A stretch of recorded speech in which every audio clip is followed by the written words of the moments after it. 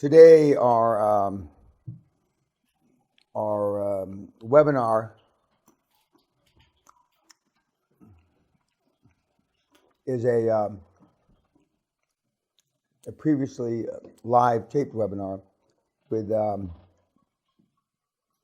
Matt White, who was the young man that I told you, who is a Australian engineer who lives in the UK, who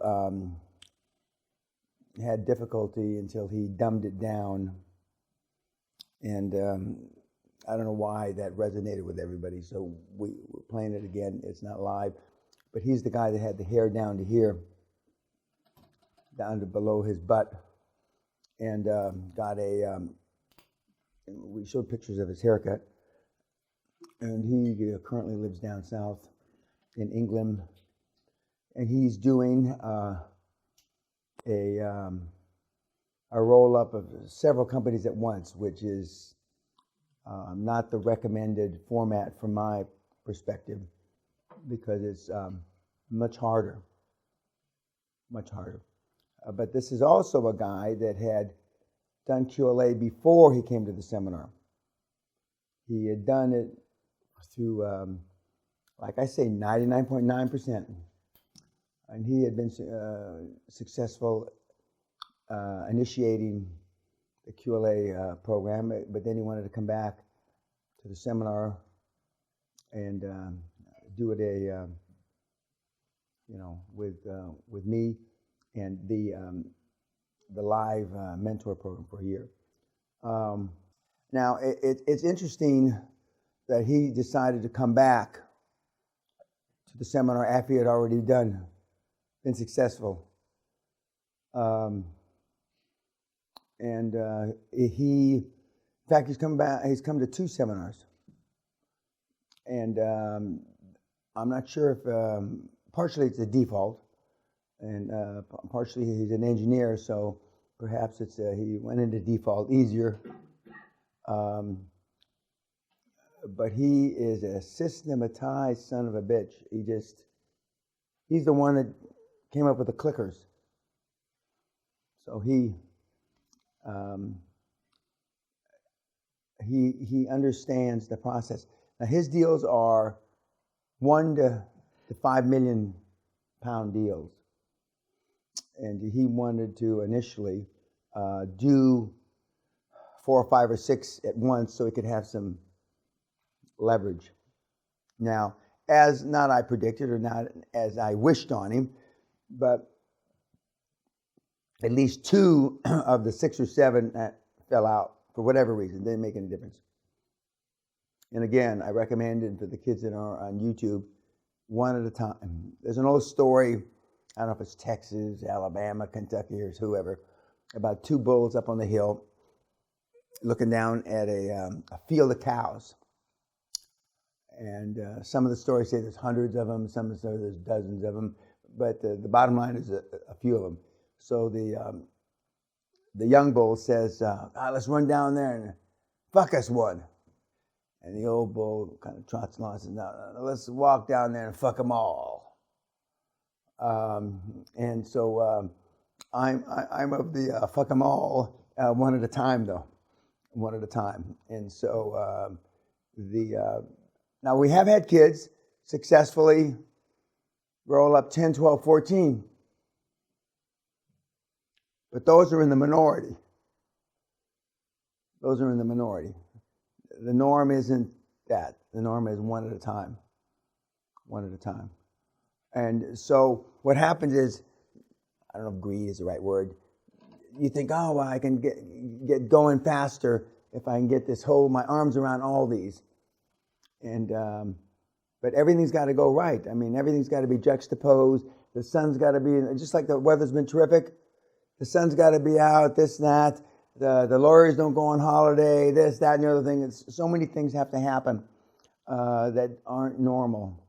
But it does happen. And I told you my first failure in the UK, I came over in 81, September of 81, full of piss and vinegar, was going to rip the fucking Europe apart, going to kill everybody, run towards the gunfire and kill everybody.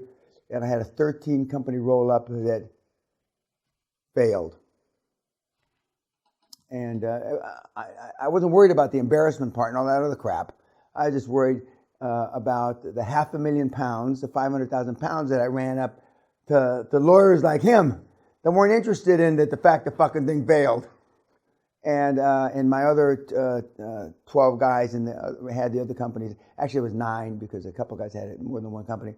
They said, "Well, that's your challenge, Danny. I mean, you brought us over here, and so I want to pay the fees." And so that's when I initiated delayed fees. And so it was. I learned the hard way. Now, I was looking at some YouTube comments. Whenever I want a little chuckle, I read some YouTube comments. And I like when they fight amongst each other. That's amusing. That's, And so one guy is saying something, and this other guy said, "You're just a cunt. What are you talking about? He's giving away all the information free, blah, blah, blah, blah, blah." And you're flapping your mouth, and then somebody else jumps in, and I sit there and I read this stuff, and it's quite amusing to me. And you never know. When I first started looking at this, I thought those were real handles, real names. I didn't realize those were pretend names.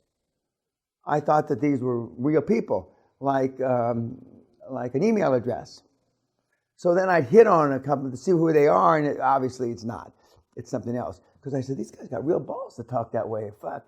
Somebody slags off Daniel, he's going to fly from fucking Belfast, and he's going to go down there to Bristol and break the guy's fucking neck. But then I realized that it's all pretend. And these guys are very brave on pretend names. It's unbelievable how fucking brave they are, Daniel. It's unbelievable how tough these guys get with pretend names. And but that's part of what I tease the millennials about. You are used to living behind the screen, so you really don't have to take responsibility or accountability because you can say some not so kind things, and that's part of the problem. But you've heard now a couple of people that have built their dream teams never met anybody in person. Now, 5 years ago, that didn't happen. 5 years ago, it was shoe leather, getting on planes, et cetera, et cetera. But now, I recommend that when you have the board and the dream team completed, and you've got a deal to look at, and you want that's when you physically meet eyeball to eyeball. But we've also had people that have done deals that have never met these people in person. Never. And and that's why we have more international, global dream teams than we ever had before. We've got guys in San Diego, New York, London, Madrid, all on the same board. And that never was the case before. Now, it hasn't been happening long enough for me to be able to ascertain if it's good or bad. But it is getting done. I'm hinky about it because a guy in Madrid, and a guy in Seattle, Washington, and a guy in Miami Beach, whilst it may all sound right, I mean, the fact that they've never met them still is a little foreign to me. Of course, that's my generation. It's not the kids' generation, because you kids talk to people all over the place, and you involve yourselves, most of which is wasted time on the internet and Facebook and that kind of thing. We're trying to come up with a name for you for our group picture. Kat has come up with some names that aren't necessarily that complimentary.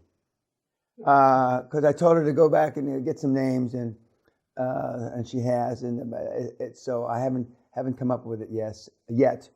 But we'll post it this evening with your shining faces and a name as you've probably seen in the past.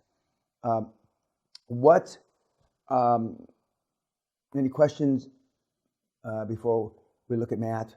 Now, this section of the seminar, just to refresh your memory, perception is reality. Now, when you look at that picture, I know we got some offshore guys here, but what does that make you think of?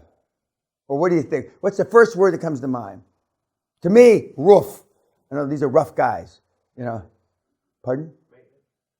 Yeah, well, I don't think those are maintenance guys. Well, okay, maintenance. construction, hard work, calluses on your hand. It doesn't make me think of Patrick. Well, I mean, but it doesn't make me think of it. You know, it just public school, da-da-da-da-da. Okay. I think I told the story, or I certainly have done it on a podcast. When I got in the drilling business, I bought a company called Oil Well Drilling Inc. Right at the peak, $40 oil the last time. And I wanted to learn the oil business. So like all the other things I've told you, I moved to Graham, Texas, about 95, 100 miles, kind of due north of the Metroplex in Texas, Dallas, Fort Worth, due north. And I moved there to learn the drilling business. And it was a dry county. And I lived there several months learning what a platform is, what, you know, roughnecks and what they really did. Because all I knew is I saw them on reports for, you know, years. I didn't know what the hell they did. And it was a real life experience. And my recommendation since then, and that was 81-ish, is that when you get into these businesses, they have to be more than just paper and numbers. They have to be where you understand what's going on. And so, and I've continued to do that. When I got in the construction pipeline business, I went and I watched them. When I got in offshore exploration, I went in the Gulf, point like it's here, the Gulf of Mexico and the North Sea, so I could actually see and understand what the kids were doing out there.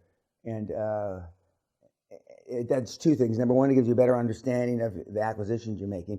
And number two, it's a great leadership tool because they want to see you. It's like a commander of troops being at the front line, as opposed to running everything from a briefcase at an airport or now a laptop. Any questions before we let YouTube go? Okay, see you, YouTube. To learn more about this video and all my videos, you lazy cunts, click on this link below. Or you can go to my website, danpeña.com, and see all the fucking free material from the $50 billion man.